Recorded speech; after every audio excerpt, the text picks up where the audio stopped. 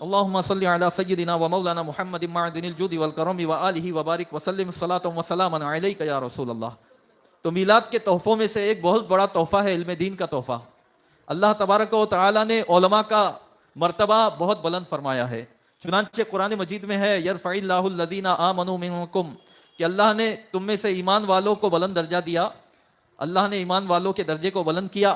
والذین اوتوا العلم درجات، اور ایمان والوں میں اللہ نے جن کو علم کے زیور سے نوازا، جنہیں علماء بنایا، ان کو درجوں بلندی عطا فرمائی، درجوں بلندی عطا فرمائی۔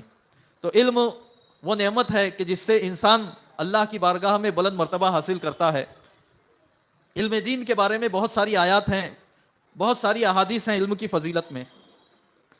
یہ ساری احادیث، ساری آیات اس عالم کی فضیلت میں ہیں جو عالم اللہ کے نزدیک عالم ہے، اور اللہ کے نزدیک وہی عالم ہے جو باعمل ہے، جو علم دین حاصل کرنے سے دنیا طلب نہیں کرتا، بلکہ اس کا مقصد علم دین کے حصول سے اور اس کو سیکھنے اور سکھانے سے اللہ کی رضا ہے۔ تو حقیقت میں عالم وہ ہے جو اللہ کے نزدیک، اس کے رسول کے نزدیک عالم ہے، اور اللہ اور اس کے رسول کے نزدیک عالم وہی ہے جس کی نیت صحیح ہے، جو باعمل ہے۔ تو علماء ربانیین، علماء باعمل، ان کی بہت ساری فضیلتیں آئی ہیں، اور انہوں نے علم دین حاصل کرنے کے لیے اپنی زندگیوں کو وقف کر دیا۔ دیکھیے، جو جوہری ہوتا ہے، جوہر شناس ہوتا ہے، وہی جانتا ہے کہ کون سا ٹکڑا ہیرا ہے اور کون سا ٹکڑا جو ہے پتھر ہے، بے وقعت ہے، اور کون سا ٹکڑا کانچ کا ہے۔ ہم اور آپ، ہمارے سامنے کروڑوں کا بھی ہیرا لا کے رکھ دیا جائے اور اس کے بازو میں ایک چمکدار کانچ کا ٹکڑا رکھ دیا جائے، تو شاید ہم کانچ کے ٹکڑے کو ہیرا سمجھ بیٹھیں، اور جو کروڑوں کا ہیرا ہے اس کو ہم سمجھ بھی نہ پائے کہ یہ کیا ہے، کیونکہ ہمیں معلوم نہیں ہے، قدر نہیں ہے ہیرے کی، ہم جوہر شناس نہیں ہیں۔ ٹھیک اسی طریقے سے علم دین وہ جوہر ہے کہ اللہ نے جس کو جوہر شناسی عطا کی، وہی علم دین کو اہمیت دیتا ہے، اور اللہ نے اپنے محبوب بندوں کے دلوں میں علم دین کی اہمیت رکھی اور انہیں ایسا جوہر شناس بنایا کہ وہ جانتے ہیں کہ علم دین حاصل کرنا کتنی بڑی عبادت ہے، اور علم دین حاصل کرنے کے لیے اپنی زندگی وقف کر دینا یہ کتنی بڑی عبادت ہے، اور علم دین حاصل کرنے کے لیے سفر کرنا، مشقتیں جھیلنا، یہ اللہ کے نزدیک کتنا بڑا عمل ہے اور کتنا بڑا مجاہدہ ہے۔ یہ اللہ کے نیک بندے جانتے ہیں، اور آپ اولیاء کی سیرت دیکھیں۔ میں زیادہ تفصیل نہ کرتے ہوئے سرکار غوث اعظم شیخ عبد القادر جیلانی بغدادی رضی اللہ تعالیٰ عنہ کی بارگاہ میں آپ کو لے چلتا ہوں۔ سرکار بغداد تو ماں کے پیٹ سے ولی تھے، جب ماں کے پیٹ میں تھے تب بھی ان کی کرامتوں کا ظہور ہوا، جب بچپنے میں تھے تب بھی کرامتوں کا کثرت سے ظہور ہوتا تھا۔ وہ جانتے تھے کہ وہ اللہ کے ولی ہیں، لیکن اس کے باوجود بھی انہوں نے اپنی والدہ سے خواہش ظاہر کی کہ امی جان مجھے اجازت دیں، میں علم دین حاصل کرنے کے لیے دور و دراز کا سفر طے کر کے بغداد جانا چاہتا ہوں۔ ماں بھی اللہ والی تھی، دنیا کی محبت نہیں تھی ماں کے دل میں، اللہ کی معرفت رکھنے والی نیک بندی تھی۔ ماں نے بھی بادینہ نم بیٹے کو اجازت دے دی کہ بیٹا جا، میں نے تجھے اللہ کے لیے وقف کر دیا، اور اب قیامت میں ہی ہماری ملاقات ہوگی۔ اور سرکار غوث اعظم نے سفر کیا، اور اس زمانے کا سفر آج کے سفر کے مقابلے میں بڑا سخت سفر ہوا کرتا تھا۔ کچھ بھروسہ نہیں رہتا تھا کیا ہوگا، پہنچ بھی پائیں گے کہ نہیں، واپس گھر آ پائیں گے کہ بھی نہیں، ڈاکو حملہ کر دیتے، راستے میں مختلف آفات و بلیات سے دوچار ہونا پڑتا۔ مگر اس وقت اولیاء اور علماء یہ ساری مشکلوں کو خندہ پیشانی کے ساتھ جھیلتے، مگر علم دین حاصل کرنے کے لیے سفر کرتے۔ سرکار بغداد نے بھی سفر کیا اور علم حاصل کیا، وہ علم جسے علماء کرام عالم کورس میں پڑھتے ہیں، وہ علوم جو اس وقت مروجہ علوم تھے وہ سب حاصل کیا، اور سالوں لگا دیے علم حاصل کرنے میں، فاقے کیے۔ کئی مرتبہ ایسا ہوتا کہ کھانے پینے کے لیے کچھ نہیں رہتا، کئی دن کچھ کھانا نہیں نصیب ہوتا، تو جنگلوں کی طرف چلے جاتے، پتے چباتے، پتوں کا عرق چوس کر کچھ تسکین حاصل کر لیتے۔ اس طریقے سے علم حاصل کیا، اور فرمایا درست العلم حتی صرت قطبا ونلت السعد من مولا الموالی، کہ میں نے علم حاصل کیا یہاں تک کہ میں قطب مطلق ہو گیا، اللہ نے مجھے قطب الاقطاب بنا دیا، اور یہ سعادت میں نے آقاؤں کے آقا پروردگار عالم سے حاصل کی۔ تو علم دین کا حصول آپ کے قطب الاقطاب بننے اور آپ کے غوث الاقواس بننے کا پہلا مرحلہ ہے۔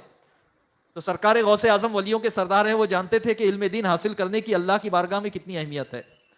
سرکار خواجہ غریب نواز کے دل کی جب دنیا بدلتی ہے، جب حضرت شیخ ابراہیم قندوزی رضی اللہ تعالیٰ عنہ کے منہ کا تبرک، آپ نے کھانے کی کوئی چیز چبا کر ان کے منہ میں ڈالی تھی، جب وہ تبرک حلق سے نیچے اترتا ہے تو محبت الہی اور عشق الہی سے آپ کا دل ایسا بھر جاتا ہے کہ دنیا سے دل اچاٹ ہو جاتا ہے، باغ اور پنچکی بیچ کر فقیروں میں صدقہ کر دیتے ہیں، اور پھر علم دین حاصل کرنے کے لیے اس وقت علوم و فنون کے جو مراکز تھے ما وراء النہر کے علاقے، یعنی موجودہ سینٹرل ایشیا، ازبکستان وغیرہ، یہ علوم و فنون کے بڑے مراکز تھے اس زمانے میں. خواجہ غریب نواز نے وہاں کا سفر کیا اور ایک روایت کے مطابق 30 سال تک جو ہے علماء کرام کی بارگاہ میں زانوِ تلمس طے کر کے عالم کورس کیا، علم دین حاصل کیا. یہاں تک کہ جب علم میں کامل ہو گئے تو اب شیخ کامل کی تلاش میں نکل پڑے اور خواجہ عثمان ہرونی رضی اللہ تعالیٰ عنہ کی بارگاہ میں آئے. اس طریقے سے اگر میں مثالیں دوں تو بے شمار مثالیں ہیں کہ علم دین حاصل کرنے میں علماء کرام نے، اولیاء کاملین نے، وہ اولیاء آج جن کے وسیلے سے ہم دعائیں مانگتے ہیں، جن کے صدقے میں ہماری مصیبتیں دور ہوتی ہیں، جن کی زیارت کو ہم اپنے نصیبے کی معراج سمجھتے ہیں، ان اولیاء کرام نے اپنی زندگی کا اصل مقصد بنایا علم حاصل کرنے کو اور پوری طرح اپنے آپ کو وقف کر دیا، یہاں تک کہ علم میں کامل ہوئے. تو یہ وہ علم دین ہے. اور اولیاء سے آگے بڑھیے، صحابہ کرام تو وہ ہیں جنہوں نے خود سرکار دو عالم صلی اللہ علیہ وسلم سے براہ راست علم حاصل کیا. حضور علیہ الصلوۃ والسلام کی نگاہ نبوت سے انہوں نے وہ خیرات پائی کہ کوئی بھی صحابی اگرچہ ایک دن کا صحابی ہو، اگرچہ چند گھنٹوں کا صحابی ہو، جیسے کہ حضرت اسود رضی اللہ تعالیٰ عنہ، غزوہ خیبر کے موقع پہ ایک یہودی کے غلام تھے حضرت اسود، بکریاں چرا رہے تھے، حضور علیہ الصلوۃ والسلام کی زیارت کی، دل کی دنیا بدل گئی، بارگاہ رسالت میں حاضر آئے، اسلام قبول کیا. عرض کی یا رسول اللہ صلی اللہ علیہ وسلم، میرے پاس امانت ہے، میرے آقا کی بکریاں ہیں. کہا کہ بسم اللہ کہہ کر اپنے آقا کے گھر کی طرف انہیں ہانک دو، وہ کہیں نہیں جائیں گی، تمہارے آقا کے گھر کے پاس جائیں گی. چنانچہ انہوں نے ویسا ہی کیا اور ویسا ہی ہوا. ابھی چند گھنٹے نہ گزرے تھے کہ جنگ شروع ہو گئی. انہوں نے جنگ میں حصہ لیا اور نہ انہیں ایک وقت کی نماز پڑھنے کا موقع ملا، نہ انہیں روزہ رکھنے کا موقع ملا، نہ انہیں ذکر و فکر اور عبادت اور صدقات و خیرات کا موقع ملا. اسی وقت وہ جام شہادت نوش فرما گئے. ان کا مرتبہ اتنا بلند ہو گیا کہ بڑے سے بڑا غوث بھی ان کے مرتبے تک نہیں پہنچ سکتا، بڑے سے بڑا قطب بھی حضرت اسود کے مرتبے تک نہیں پہنچ سکتا. یہ بلند مرتبہ صحابی کو کیوں ملتا ہے؟ اس کے کسی عمل کی وجہ سے نہیں، بلکہ صحبت نبی کی برکت ہے اور صحبت نبی کا صدقہ ہے کہ صحابی کو اتنا بلند مقام ملا. تو صحابہ کا تو اتنا بڑا مرتبہ ہے کہ انہوں نے صحبت رسول سے فیض پایا اور علم حاصل کیا، لیکن اس کے باوجود بھی حضور صلی اللہ علیہ وسلم کے ظاہری زمانے میں بھی صحابہ کرام نے علم دین سیکھنے میں بڑی محنتیں کی.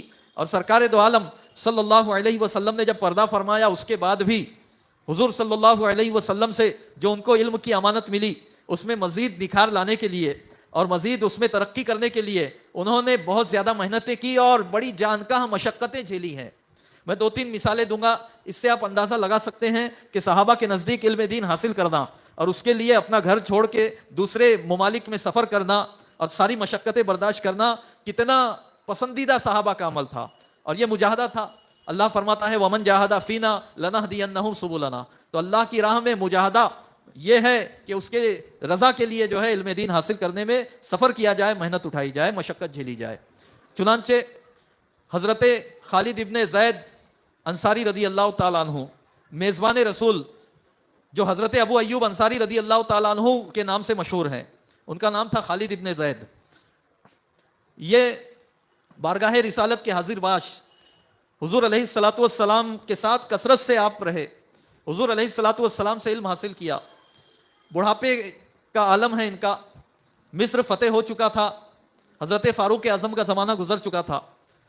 مصر میں حضرت مسلمہ انصاری رضی اللہ تعالیٰ عنہ جو ہے صحابی، وہ گورنر تھے، اور حضرت عقبہ بن عامر رضی اللہ تعالیٰ عنہ مصر میں موجود تھے.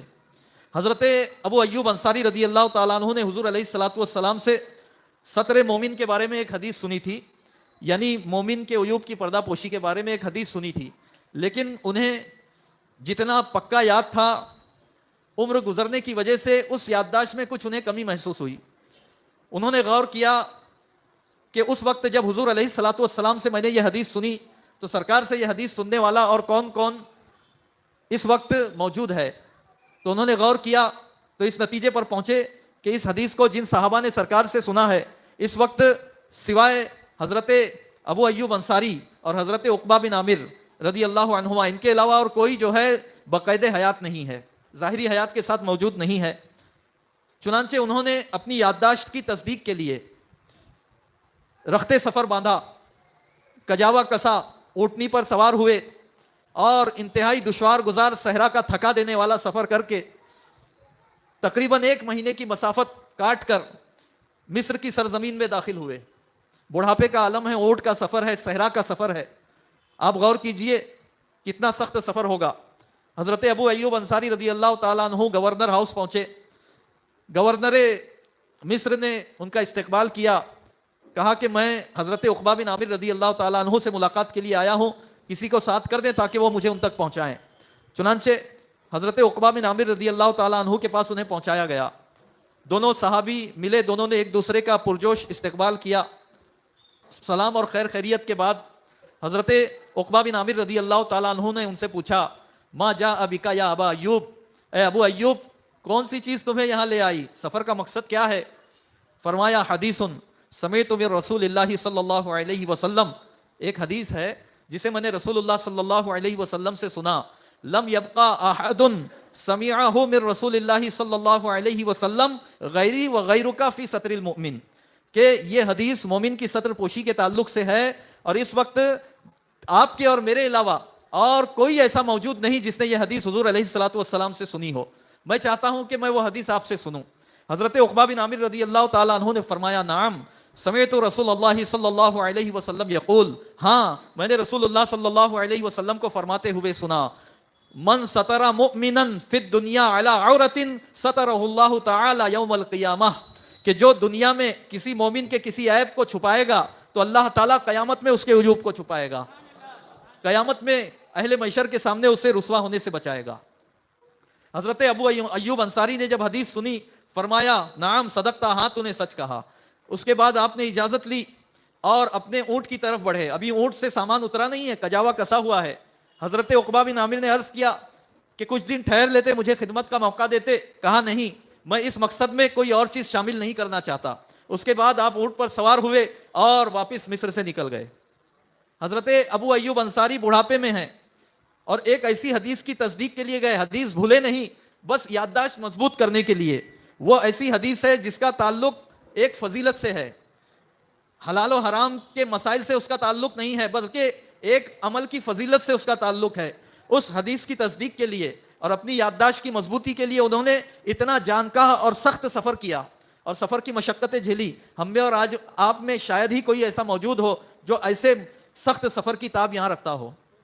یہ صحابی رسول ہیں کیونکہ وہ جانتے تھے کہ اس علم دین کے سفر میں جو مشقت ہو رہی ہے دراصل یہ اللہ کی محبت میں مجاہدہ ہے، اور جو اللہ کی راہ میں مجاہدہ کرتا ہے اللہ اسے اپنے راستوں کی ہدایت کرتا ہے. اسی طریقے سے حضرت جابر بن عبداللہ انصاری رضی اللہ تعالیٰ عنہ مشہور صحابی ہیں، مکثرین میں سے ہیں، یعنی کثرت سے انہوں نے حدیثیں روایت کی ہیں. انہوں نے ایک حدیث سنی حضرت عبداللہ بن انیس انصاری رضی اللہ تعالیٰ عنہ سے کہ اس کے حوالے سے سنی کہ حضرت عبداللہ بن انیس انصاری نے ڈائریکٹ اس حدیث کو حضور علیہ الصلوۃ والسلام سے سنا ہے، مگر انہوں نے 2-3 واسطوں سے سنا، ڈائریکٹ ان صحابی سے نہیں سنا. ان کے دل میں اشتیاق ہوا کہ میں ڈائریکٹ حضرت عبداللہ بن انیس انصاری سے سنوں. اور آپ جانتے ہیں کہ حدیث کی سندیں جتنی کم ہوں گی، مطلب راوی جتنے کم ہوں گے سند میں، اتنی زیادہ سند مضبوط ہوتی ہے. تو اس علم کی مضبوطی کے لیے آپ نے ایک سخت دشوار گزار سفر کیا جو 1 مہینے سے بھی زیادہ کی مسافت پر تھا، اور اس کے بعد ملک شام پہنچے حضرت عبداللہ بن انیس کے پاس رضی اللہ تعالیٰ عنہ، اور ان سے اپنی حاجت کو عرض کیا آنے کی وجہ کیا ہے. انہوں نے انہیں وہ حدیث سنا دی. اس کے بعد وہ بھی روانہ ہو گئے. اسی طریقے سے مصر میں فضالہ بن عبداللہ رضی اللہ تعالیٰ عنہ صحابی موجود تھے. ان کے پاس ایک بوڑھے صحابی آئے اور انہوں نے ایک حدیث ان سے پوچھی اور حدیث سنی اور پھر واپس روانہ ہوئے. اس طرح کے کئی واقعات سیرت کی کتابوں میں ملتے ہیں، اسماء الرجال میں جہاں صحابہ کے تذکرے ہیں وہاں ملتے ہیں کہ صحابہ کرام نے ایک ایک حدیث کے لیے کتنے مہینوں پر محیط سفر کیا، اور سفر کر کے حضور صلی اللہ علیہ وسلم کی احادیث اور آپ سے سیکھے ہوئے علم کو مضبوط کیا، اسے مدون کیا اور امانت داری کے ساتھ بات والوں تک پہنچایا.